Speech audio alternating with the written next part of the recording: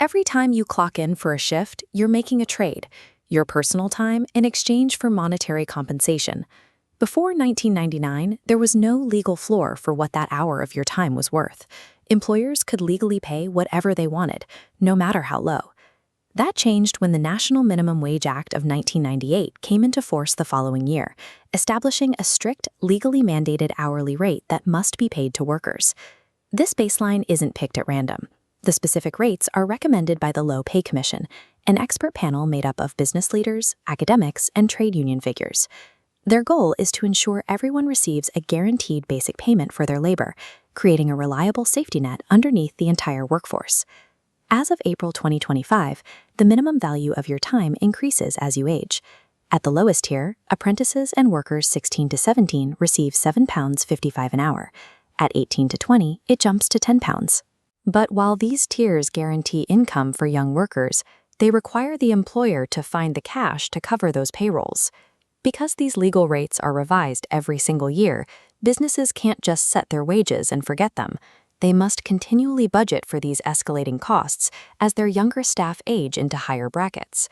Managing these annual increases means businesses must treat wage compliance as an active, ongoing financial obligation. This comes with hidden administrative costs. Organizations have to dedicate significant time to constantly checking and adapting their internal pay scales to ensure they don't accidentally fall below the legal minimums.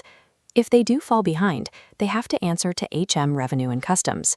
HMRC is the government department expressly tasked with assessing and enforcing these wage laws, and they hold the direct authority to take employers to court if they fail to pay the required rates.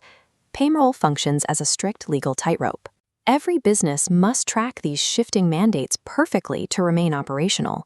If an employer slips off that tightrope, the consequences cascade quickly. First, the business will be hit with heavy financial fines.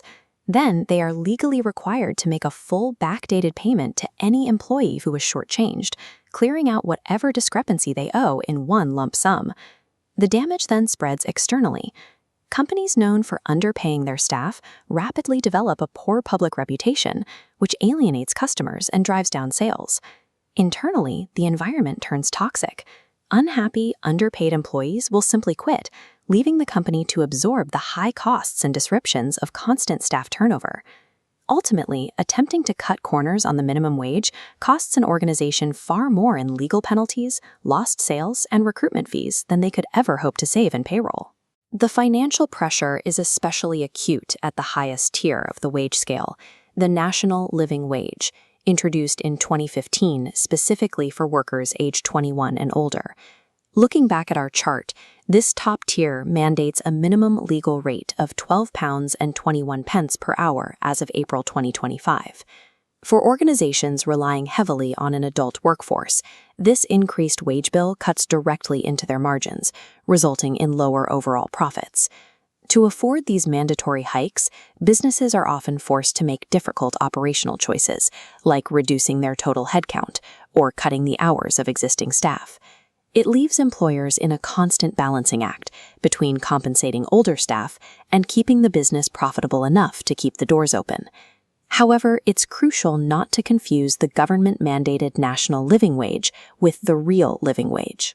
The real living wage is set entirely independently by the Living Wage Foundation, and rather than being a government mandate, it is calculated strictly according to the actual basic cost of living in the UK. There's no law requiring employers to meet this higher standard. It's a completely voluntary choice. But many businesses opt into it anyway because of the strategic advantages. Paying a higher cost of living wage attracts more capable staff, draws in loyal customers, and builds a socially responsible reputation. The 1998 Act set a mandatory floor for the value of labor. Many organizations now build upon that foundation, treating higher wages as a primary investment in their reputation and their